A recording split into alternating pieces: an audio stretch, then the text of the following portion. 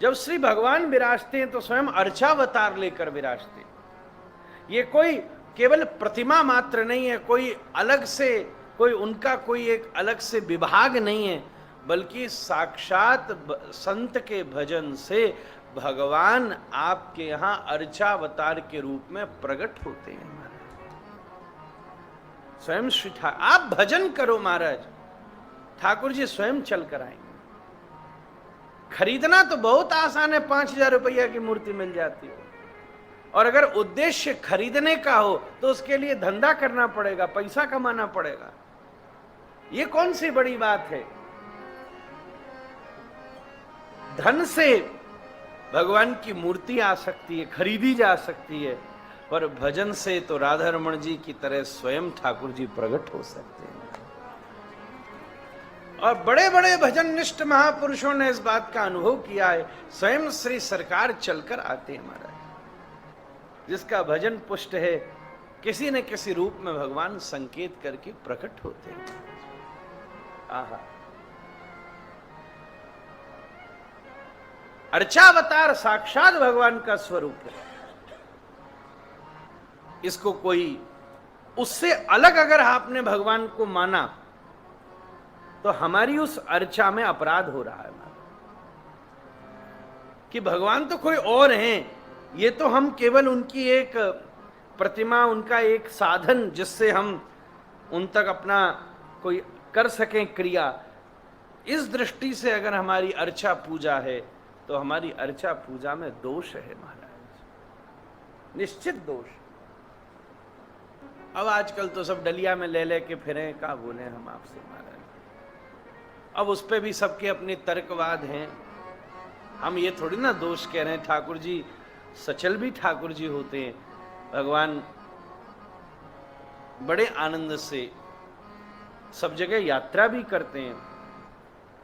एक रथी तो है जगन्नाथ भगवान को, कितना आसान होता बाबा, एक गाड़ी लेते, गाड़ी में बिठा के ले जाते। अब बोले इतना विज्ञान आ गया, पर एक रथ यात्रा ही तो है, नेक्सा रथी तो यहां से वहां तक कितने किलोमीटर, 2-4 किलोमीटर होगा, पर उसका उत्सव उस मर्यादा के परिवेश में स्थापित रहता है।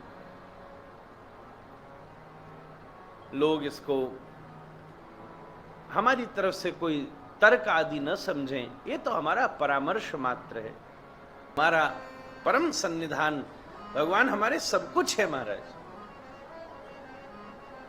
कोई जरूरी नहीं है कि सोने का ही सिंहासन हो, सामान्य रूप से भी साधु विराजमान करता है। कितने आप जाइए बरसाने, नंदगाम में, गोवर्धन में महात्मा रहते हैं, पर क्या वो उनकी भक्ति संधान कम है क्या? भगवान की कुछ मर्यादा का स्वरूप हमें पालन करना चाहिए। ये उसकी एक निधि है, ये उसकी एक व्यवस्था है महाराज।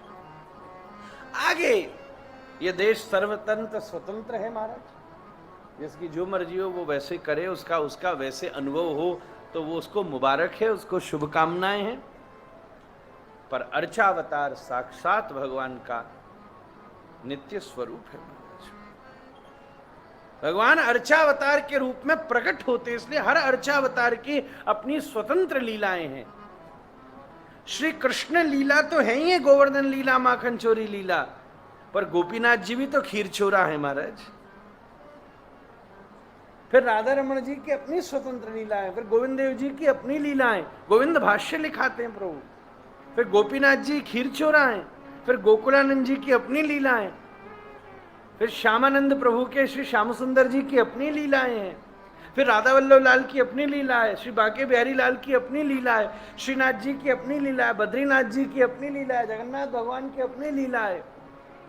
ये स्वयं स्वतंत्र भगवान के अर्चावतार है। किसी भी विग्रह में भगवान उतना बसता है, हमारे भीतर जितनी सेवा की प्रधानता होती है, हमारी सेवा में जितनी सावधानी है, भगवान उतना प्रतीत होने लगता है। स्वयं भगवान अर्चावतार के रूप में भी प्रकट होते हैं, साधु के रूप में भी प्रकट होते हैं, भगवान ग्रंथ के रूप में भी प्रकट होते हैं, यदा यदा हि धर्मस्य ग्लानिर्भवति भारत अभ्युत्थानम धर्मस्य तदात्मानं सृजाम्यहम्। भगवान अति रूप से भी प्रकट हो सकते हैं और भगवान अति सामान्य रूप से भी प्रकट हो सकते हैं।